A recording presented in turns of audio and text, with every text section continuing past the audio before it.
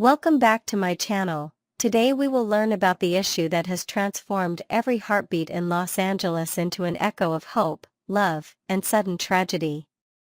Carter had already asked Hope to marry him more times than she could count, each proposal genuine, heartfelt, and brimming with the kind of promise she once believed was out of reach. Yet every time Carter slid closer, Hope found herself stalled at the edge of her own uncertainty. She loved him. There was no denying the steady warmth he brought into her life, but the image of Liam, frail yet smiling through the weeks of his unpredictable illness, lingered like a ghost at her shoulder.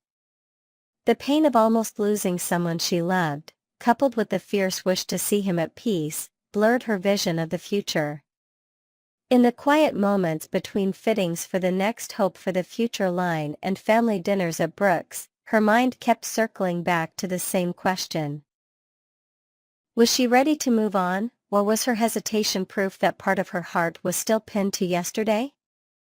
Those doubts carried her up the familiar corridor to Liam's loft one crisp afternoon. The sunlight spilling across the hardwood floor seemed to stroke Liam's shoulders with the gentleness she wished she could provide herself.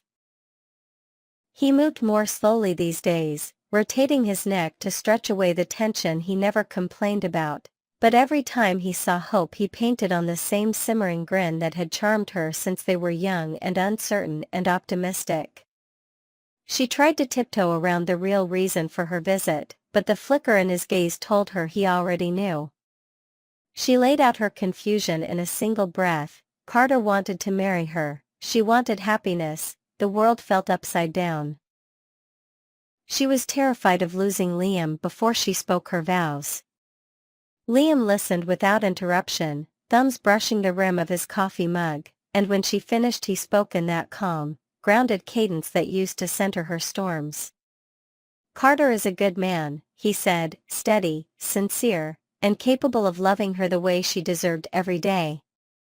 He told her he wanted to witness her joy, to see her take a step that bound her heart to a future carved out of hope rather than fear. He squeezed her hand with surprising strength, insisted she stop waiting for the perfect moment because perfect moments were illusions. "Choose love now," he urged, "because tomorrow's tide never keeps the same rhythm."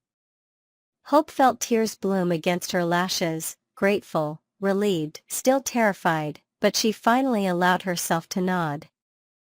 That night, after pacing the length of her bedroom like a restless tide, Hope phoned Carter. Her voice trembled only once.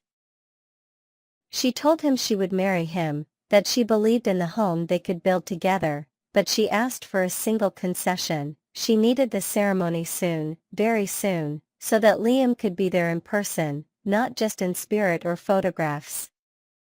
Carter scarcely waited for her to finish before promising he would move mountains to gift her that wish. His reverence for her tenderness melted into action.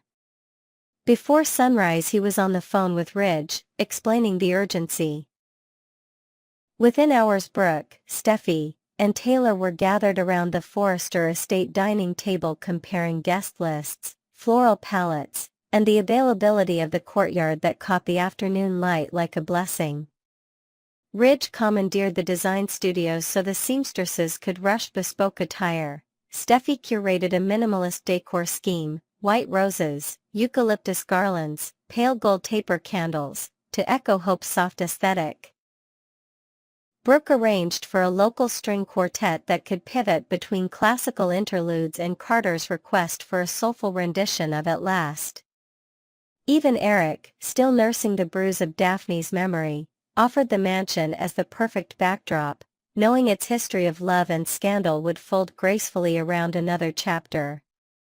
Hope spent each rehearsal fighting the quiver at the back of her throat, torn between exhilaration and the gnawing fear that time was a fickle partner. Liam, meanwhile, pushed himself harder, morning walks lengthened, appetite coaxed by Steffi's gentle reminders, breath control monitored by Finn whenever possible. Each day he whispered a private mantra: hold on, hold on, hold on, because he wanted to stand tall when Hope walked down that aisle. He refused extra medication that clouded his thoughts, opting instead for mild doses that tamed the worst pain without dulling his consciousness. In quiet hours he practiced a toast he would give at the reception, rehearsing phrases about second chances and courageous hearts. The wedding day dawned in a hush of peach-colored sky. Ridge and Carter greeted the arrival of rental vans at 6. Taylor oversaw the placement of floral arches, ensuring each tie was hidden beneath cascading petals. Brooke escorted Hope to a secluded suite where the gown, a slender silhouette of ivory silk organza stitched with filigree lace, waited on a dress form. As Hope stepped into the fabric, she felt a serenity she hadn't anticipated. Maybe certainty was less a thunderclap and more a gentle hum building inside the ribcage. Guests began to gather by late morning. Wyatt rolled his shoulders as if shrugging off the shadows of recent grief, while hovered by Bill's side, trying to appear older than his years. Their conversations carried a subdued excitement, in part for the celebration, in part for Liam's radiant expression whenever he caught their gaze. Finn lingered near him, ready to intervene if any sudden symptom emerged, but Liam seemed powered by invisible currents of determination. When the quartet struck its first chord, Carter took his place beneath the floral arch, the May breeze fluttering his lapels. Hope appeared at the terrace doors, Brooke squeezing her hand once before releasing her into the aisle's soft hush. Every step felt like a heartbeat, every heartbeat whispered Carter, future, courage. She met his eyes and saw gratitude burning there, gratitude for her yes, gratitude for this life.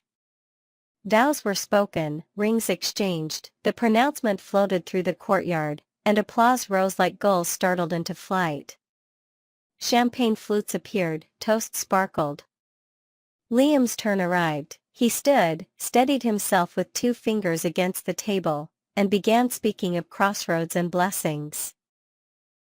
He credited Carter for teaching him that love could be both shelter and adventure, applauded Hope for refusing to let past scars define tomorrow, then lifted his glass to the miracle of being alive to witness joy.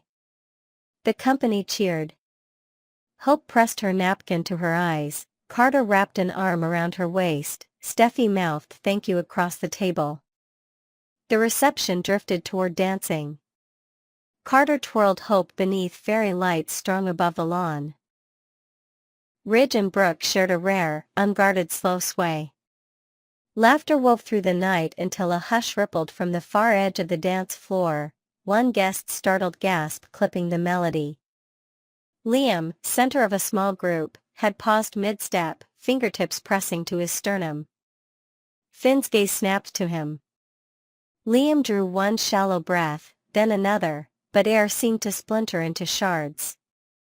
He tried to reassure Steffi with a half-smile, yet the color had fled his cheeks. His knees buckled. Finn rushed forward, Hope and Carter followed as Liam collapsed.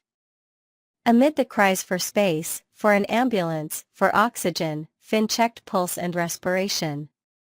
Each second stretched brutal and thin. The paramedics arrived swiftly, but Liam's breathing had edged into silence. In the ambulance, Finn fought to restart his heart, knew the protocols, repeated compressions, intubation attempts. At the hospital, the trauma team labored under fluorescent glare, but the monitor flatlined at 10:46 p.m. Word traveled back to the reception site where music had died. Hope felt her veil slip from her hair as though gravity itself had turned traitor. Carter caught her shoulders, unable to tame the tremor in his own chest. Bill arrived at the hospital doors just as Finn stepped from the bay, face etched with that universal expression of failure every physician dreads. Finn delivered the verdict gently. Liam was gone, his body having endured more strain than anyone realized in the effort to stand at Hope's side one final time.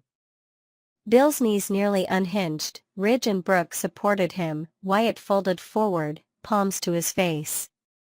Amid the tidal grief, the hospital's diagnostic team completed the final review of Liam's records, comparing the original manipulated charts to the clean scans Finn had quietly archived. The truth emerged in fluorescent clarity. Liam had been the victim of a deception far crueler than any disease. Grace's tampering, the unknown benefactor's agenda, each detail surfaced. Finn summoned Brooke, Ridge, and Bill into a consultation room.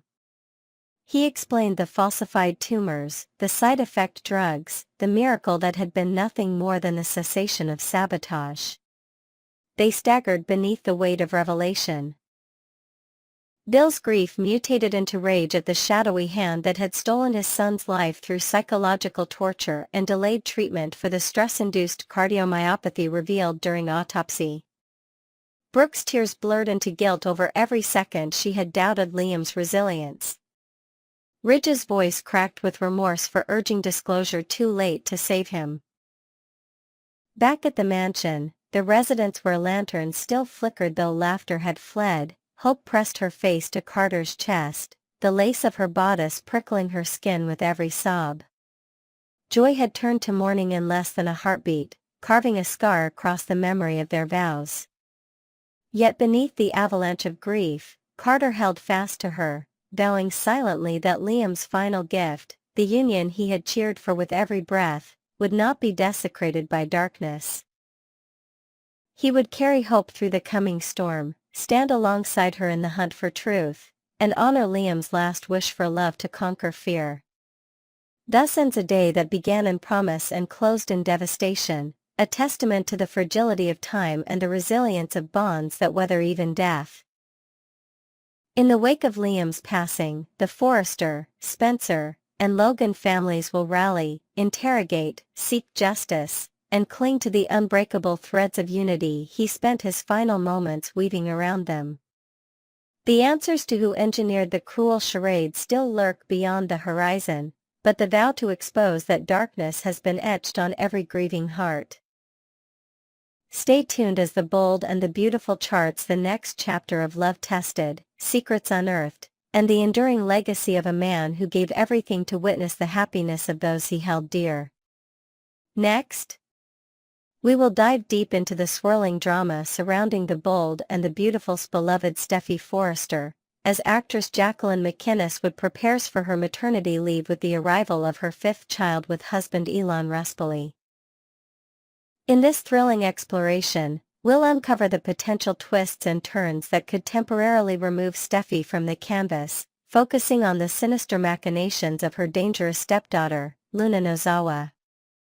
With new layers of intrigue, inventive plot possibilities, and detailed character dynamics, let's speculate on how this soap opera could weave a captivating storyline to explain Steffy's absence while keeping us on the edge of our seats.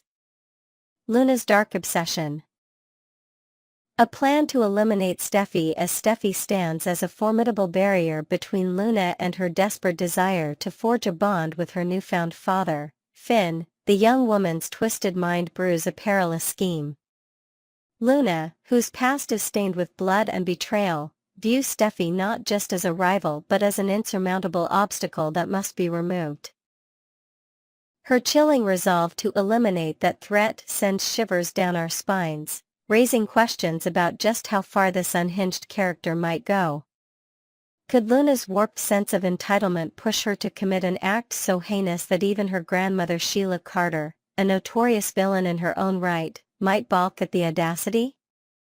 Perhaps Luna envisions a future where Finn, broken by loss, turns to her for solace, unaware of the monstrous role she played in his pain. This obsession could manifest in a calculated plot, one that not only tests Steffy's resilience but challenges the moral boundaries of every character tangled in this web of deceit. A temporary exit strategy, kidnapping as the key. One plausible avenue for Steffy's temporary disappearance could be a harrowing kidnapping orchestrated by Luna herself. Imagine this: under the cover of a stormy Los Angeles night, Luna lures Steffy to a remote location under the guise of a family emergency. Once there, Steffy finds herself overpowered, bound, and hidden away in an abandoned warehouse near the docks, a place echoing with the ghosts of forgotten deals and secrets. Luna, fueled by desperation, might not intend murder at first but instead seeks to isolate Steffi long enough to manipulate Finn's emotions. This scenario echoes Luna's past actions. Remember how she once drugged Steffi and left her caged in a building slated for destruction? This time, however, the stakes feel higher. As days turn into weeks, Steffi's absence alarms her loved ones, with Finn and Ridge launching a frantic search, unaware that the key to her whereabouts lies with someone as untrustworthy as Luna. The added twist? Sheila Carter, the infamous matriarch with a penchant for chaos, could stumble upon Luna's secret. Torn between her protective instincts for Finn and her own dark past, Sheila might decide to intervene, ensuring Steffi's survival. Not out of kindness, but to secure her own place in Finn's life. This complex interplay of villainy and reluctant heroism could leave Steffi with a begrudging sense of debt towards Sheila upon her rescue, reshaping family dynamics in unforeseeable ways. A shocking death and unexpected rebirth. Another dramatic possibility is that Luna takes her plan to a deadly extreme, staging an accident that leads everyone to believe Steffi has perished. Picture a high-speed chase orchestrated by Luna, where Steffi's car veers off a cliffside road into the turbulent Pacific Ocean, reminiscent of past Forrester family tragedies. As news of her death spreads, Luna plays the part of the grieving stepdaughter with chilling perfection, offering hollow condolences to Finn while secretly reveling in her supposed victory. She might even manipulate the narrative to paint herself as Finn's rock during this tragedy, suggesting outings to heal together at serene coastal spots near where Steffi died. Unbeknownst to her, Steffi survives the crash, washing ashore miles away with no memory of her identity. A rugged, kind-hearted local, a surfer named Caleb, perhaps, with piercing blue eyes and a mysterious past, finds her and nurses her back to health in a quaint beachside cabin. As Steffi pieces together fragments of her life through cryptic dreams and déjà vu, a tender bond forms with Caleb, stirring emotions she can't quite place. When her memory finally returns, fueled by a chance encounter with a news report about her own death, Steffi faces an emotional crossroads: return to a life of danger and betrayal to confront Luna, or linger in the peaceful anonymity with Caleb, whose quiet strength has become her anchor. This storyline adds layers of romance and suspense, teasing whether Steffi's heart might waver before she ultimately chooses to reclaim her place at Forrester Creations with renewed ferocity. Steffi's strategic retreat, a self-imposed exile. Alternatively, Steffi might choose to step away from the chaos on her own terms, a move that aligns with her history of retreating to regroup when the pressure mounts. Overwhelmed by Luna's relentless scheming and Finn's inability to fully shield their family from his darker ties, Steffi could pack her bags for a secluded European villa, perhaps in the rolling hills of Tuscany, under the pretext of a business expansion for Forrester Creations. There, surrounded by vineyards and ancient stone walls, she'd take time to strategize her next move while shielding her children, Kelly and Hayes, from the toxic drama unfolding in LA. This self-imposed exile would allow for poignant phone calls with Hope and Ridge, revealing Steffi's vulnerability and her fierce determination to return stronger than ever. Meanwhile, back home, Luna might seize this opportunity to ingratiate herself with Finn, hosting family dinners and feigning concern for Steffi's whereabouts, all while subtly undermining her stepmother's reputation. Though less sensational than kidnapping or a faked death, this option offers a slower burn, building tension as viewers anticipate Steffi's inevitable comeback, armed with a plan to dismantle Luna's manipulations piece by piece. It also provides a canvas for exploring Steffi's inner strength and maternal instincts, reminding us why she's a cornerstone of the Forrester legacy. Sheila's redemption arc, an unlikely ally. No matter which path the show takes, Sheila Carter's role in this saga cannot be overlooked. Known for her ruthless schemes, Sheila might surprise us by acting as an unexpected savior in Steffi's hour of need. If she discovers Luna's kidnapping plot or learns of the staged accident, Sheila could leverage this crisis to prove her loyalty to Finn, risking her own freedom to ensure Steffi's safety.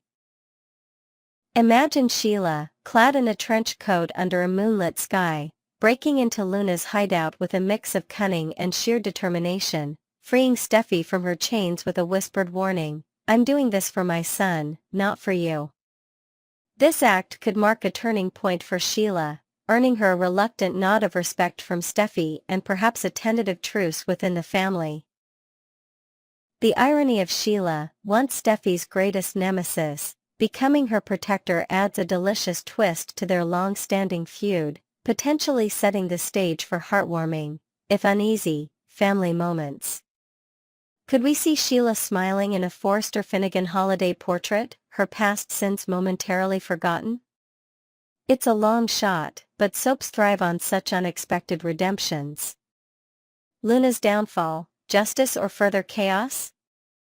As for Luna, her actions, whether kidnapping, faking a death, or driving Steffi to flee, will undoubtedly lead to consequences, though the nature of her punishment remains up for debate. If her crimes are exposed, Luna could face a swift return to prison, her dreams of a bond with Finn shattered by the weight of her own malice. Alternatively, her downfall might be more psychological, as Finn's rejection and Steffi's triumphant return haunt her every waking moment, driving her to the brink of obsession or even madness. Perhaps the writers will introduce a new character, a relentless detective with a personal vendetta against the Nozawa family, who uncovers Luna's deeds, ensuring she faces justice in a dramatic courtroom showdown. This addition would heighten the stakes, giving viewers a new hero to root for while tying up Luna's arc with a satisfying conclusion. Whatever the outcome, Luna's journey serves as a stark reminder of how far desperation can push a person, especially when family ties are tangled with betrayal. Which path will Bold and Beautiful choose? As we speculate on Steffi's temporary exit, the possibilities are as varied as they are thrilling. Will Luna's dark ambitions lead to a kidnapping that tests everyone's limits, a faked death that introduces a steamy new romance, or a self-imposed retreat that showcases Steffi's strategic brilliance? Each scenario offers unique drama, from Sheila's potential redemption to Luna's inevitable reckoning,